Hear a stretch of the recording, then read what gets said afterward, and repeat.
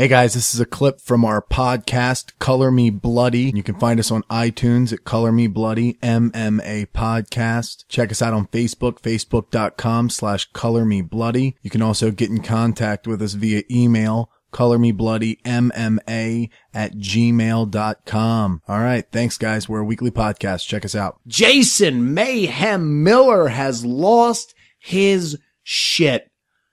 Alex, why don't you talk us through a little bit of the past, I guess, few months. I mean, you can go back a little ways with this, set it up as much as you want. Okay. Yeah, I don't know the full timeline and everything and all the specifics, so I'll talk about what I know. For those of you who don't know Jason Mayhem Miller, he is a former professional MMA fighter, and how else would you label him? I wouldn't call him a comedian. I would maybe call him a clown, like a real life clown. He's a guy that looks like he'd be hilarious, but he's really not that funny. At all. He's just this quirky dude with like severe ADD or something going on, and he's obviously got some issues, and he thinks he's funny, and he's got this band of people that follow him around on the internet and are interested with everything he does. And he's just, I always thought he was an asshole. I always thought he was just, yeah, like you said, a guy who looks funny, but he's not at all. Yeah. So he did that show Bully Beatdown where they'd get the bully on there and then they'd get a real MMA fighter to beat him up for a little bit in front of the kids that the bully bullied. Mm-hmm. Well, gee, where was he born, Alex? Who? No, yeah. Sorry, am I going back too far? No, it's fine. Little intro to Jason, but otherwise. Let's talk about the debauchery that Mayhem's been through. Okay, well, Mayhem started his MMA career and, so the point being, the past few months. Let's start, I'll get it wrong. He got cut from the UFC. Yeah.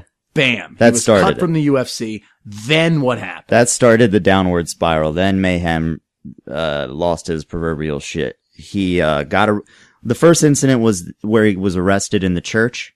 Is that right? Where he was naked in a church. I don't know if it was a theft issue or what he was doing in there, but they found him in there naked, like on a bench, and they arrest him. He's too old to be naked at a church. Yeah. He gets off for that. And then you don't hear anything for a while. And then all of a sudden he's in an altercation with like his sister at some family event. And then he gets charged with, assault, I guess, on her? Yeah. Like 3rd degree assault or something. So they book him and whatnot. I don't think much comes of that. I think she dropped the charges or something. So it's like, all right, Mayhem, well, what are you doing? Are you gonna fight? I mean, recently he retired for good, right? It seems like he's done. I don't know, but recently he's been arrested again, like. Got booked again. Well, it was twice, right? He's been arrested recently twice, and I think both were assault issues. The first one was a serious issue, right? I think it was an assault issue that was serious. It's like battery on a woman, right? I believe so. We don't know. We're just talking out of our butts now. It's like, yeah, I believe he beat up 57 9-year-old girls. It's all this like now he has this trend now, like this assaults on women and whatnot. So it's strange. I don't know what's going on with the guy and what's really wrong with him, but the last one wasn't a serious issue. It was just because I think of his history, and I think he sent like a message that was weird. From what I read, it was just an "I love you" message, but he was being really creepy. I don't know the whole details of the most recent arrest. It just happened.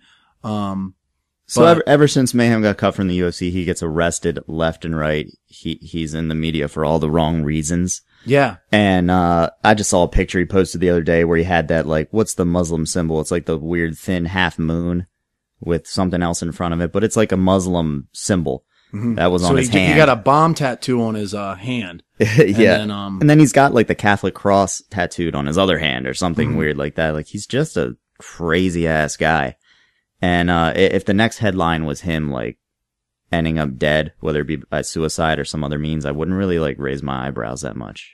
No. It wouldn't be the craziest thing I've ever heard, but I don't know. He's crazy. Yeah. So check this out. So I do comedy, and I was talking to a comedian from LA who told me that Mayhem he goes, this UFC fighter showed up and did a set at this bar I was at, and he was really mantic and just kind of schizo and all over the place. And people had said that he had been popping up doing sets in LA at open mics. And I'm thinking, okay, who's this guy? And he goes, it was the guy on Bully Beatdown or some MTV show or something like that. And it turns out that it's Mayhem. And I'm thinking, I don't know if I believed the guy wholeheartedly. I thought maybe it was a rumor that got spread. Somebody else maybe talked about it. Well, so I come to find out this actually happened.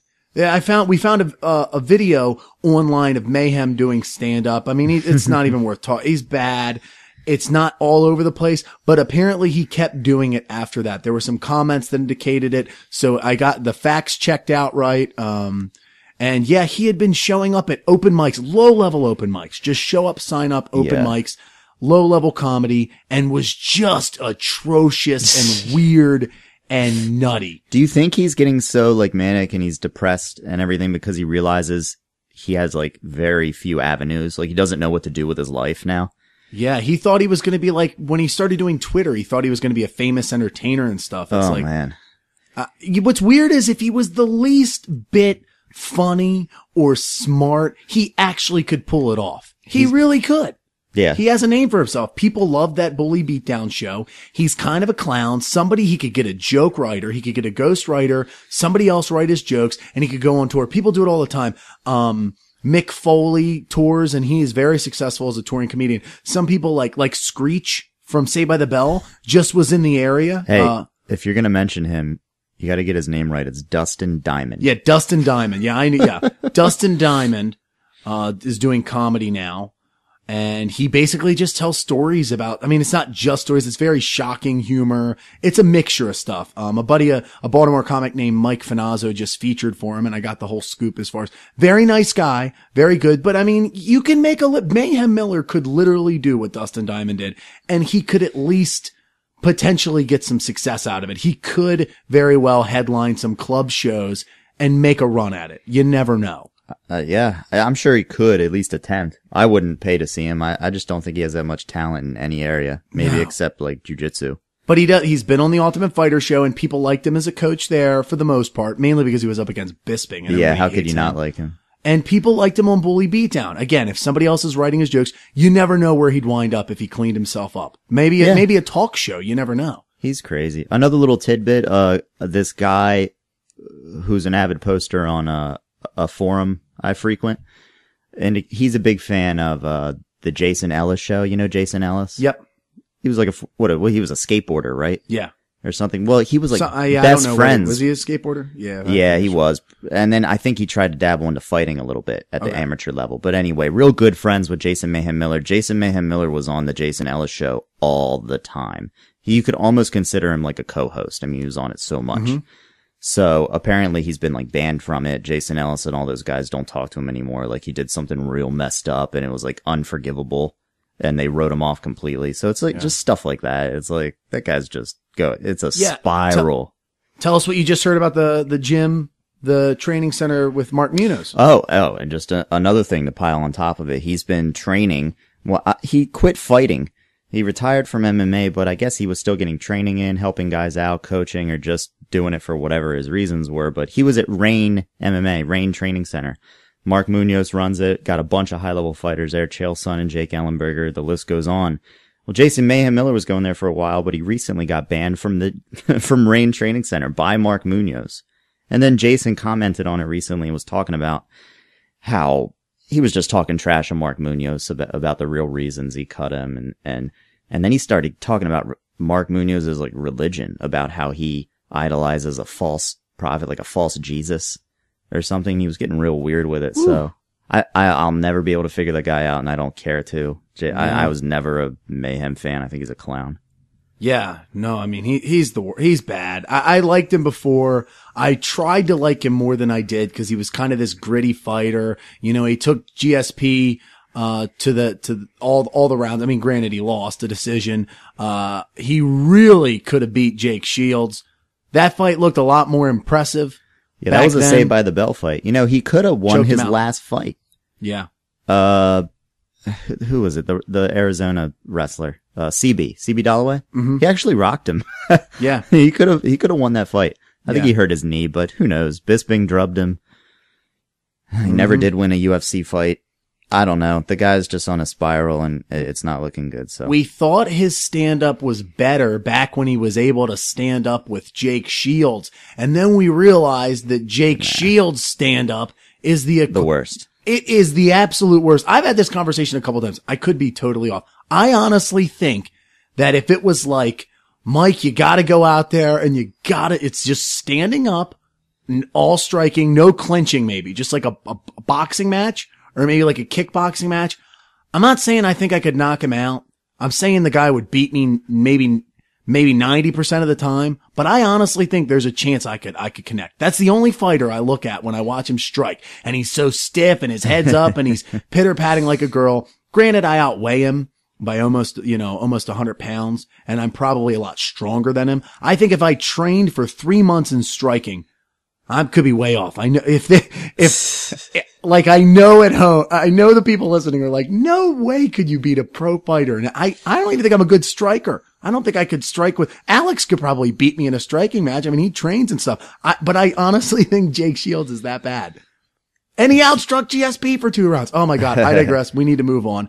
Oh my God. I'll just let that sit with you and the people. Yeah. Alex is just like, you idiot. I'm not thinking you're an idiot in my mind. I'm just thinking he's probably better than you're giving him credit for, but I do agree with you that he looks so awkward and stiff, and he throws some punches indeed like a girl. It reminds me of like Hoist Gracie's striking.